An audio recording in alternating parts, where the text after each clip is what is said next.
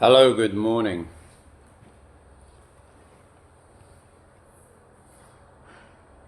Looks like it might be raining again today. You know, my thought for today is actually driven by my frustration, my own personal frustration, that is. And I realize that for many who come to the Philippines, the first thing you notice is probably a worldwide trend, but more than likely anyway. That is the fact that everybody has a telephone and they're always going writing away to each other. We've lost the art of talking. We've lost the art of communication, really. And so often we find ourselves outside of a bubble that your partner, your girlfriend, wife, she lives in that. If you might not know her password to get in her phone, but you can look over her shoulder occasionally and you see hundreds of different little icons of all the people that have been sending her messages. And she's no doubt been writing back to them. But it's all done by text.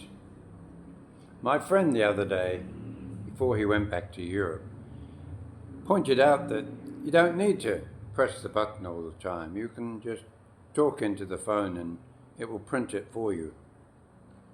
I know it's probably you're laughing at me when I say that, but for myself, I never realized that that was actually a feature that many phones have on them.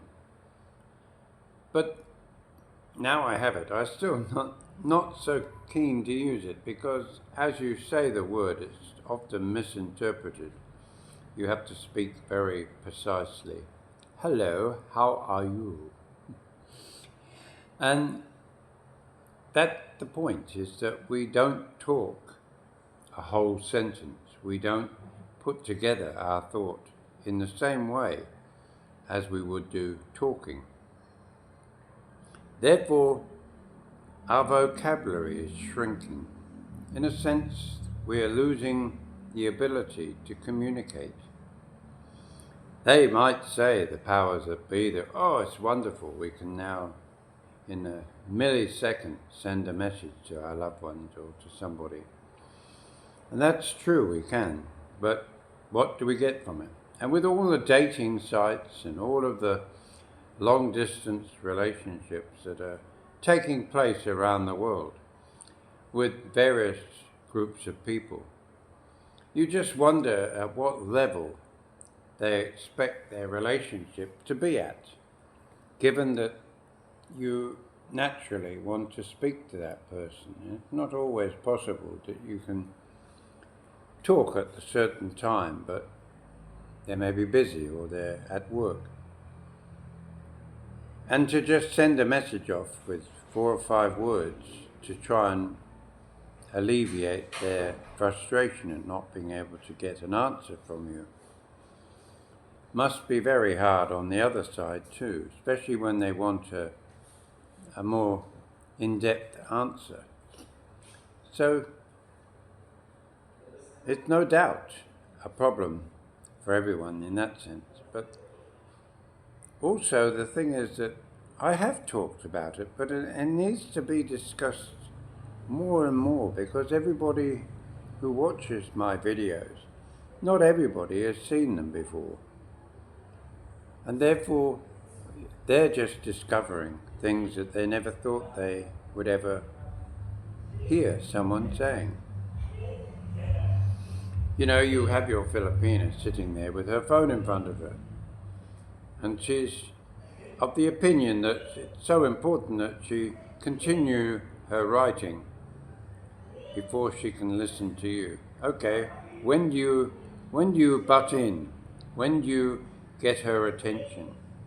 When is the moment the right time? Well, it never is. They have the phone there, sitting there, and they're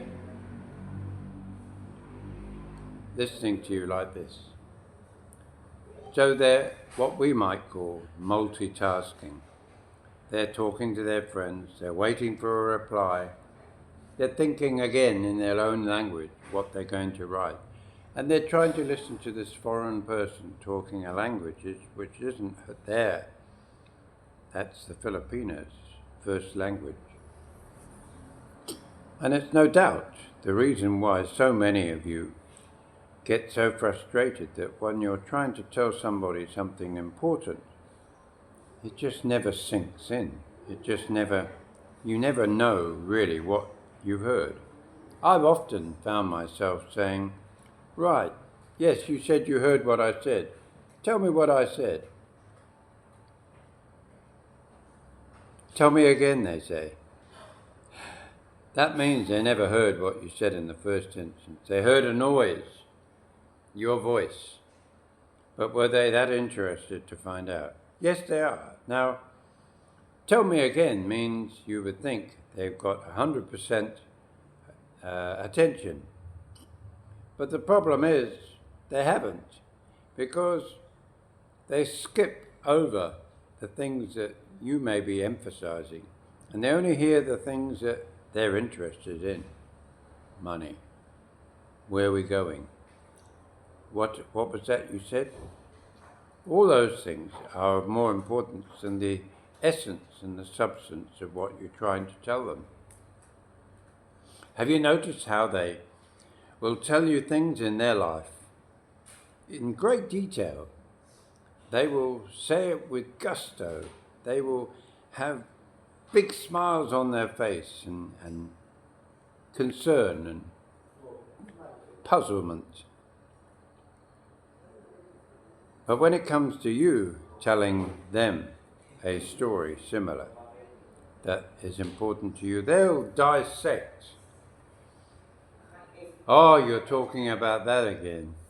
Or why do you have to mention that person? Why do you have to do this? Okay, it's okay for them to mention people from the past. But you weave in a situation maybe that you had with your former wife as an example of something. And they get all these little red flags in their own mind. Why is he saying that?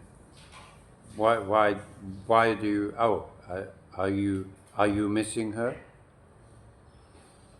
It's a form of jealousy within the conversation. It's a form of envy in a conversation. Oh, you went to Italy. Oh, you took her to Europe. Why didn't I go? Why don't we go? There's always another twist to the conversation when it's your story. You'll sit there and listen to theirs intently, gaining a lot of insight to what the person really is. Gives you a good indication of how they are and how they think. Now you would think that in reverse, that would apply for them. They would get an insight as to what makes you tick, what excites you, what depresses you, or what maybe annoys you. No. And it is down to communication.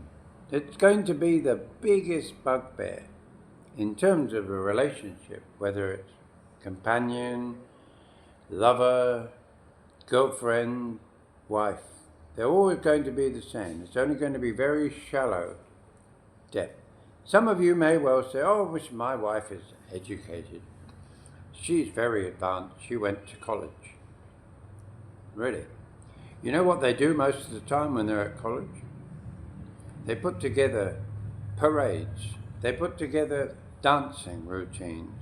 They get together singing songs together. Oh, that's right. They also learn accountancy.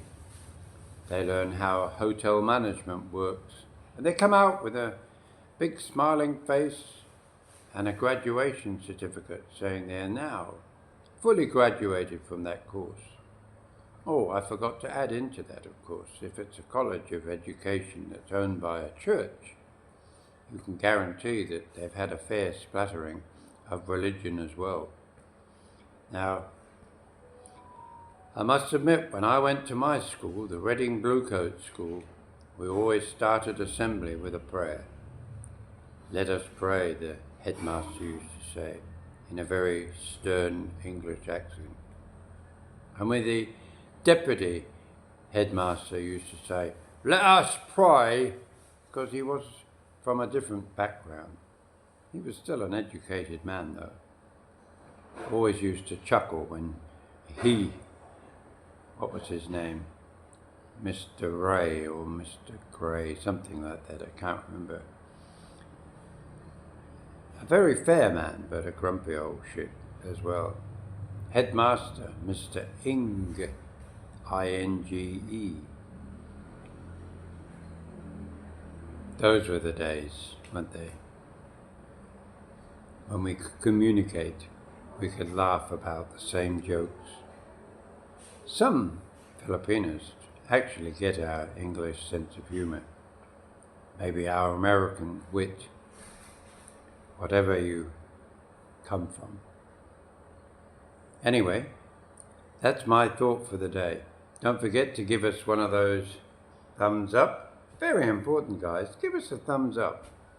I'm not monetized, so I'm nothing to gain by a thumbs up except you'll come along again and you'll be encouraging others to watch as well. So you enjoy the beginning of another week. One more week and I get paid again. Wow. It's a great time to see the bank balance go up a little bit, to only go down a little bit on the other side. But it's still a lot more in the bank than we would have done if we were living back home. Bye now.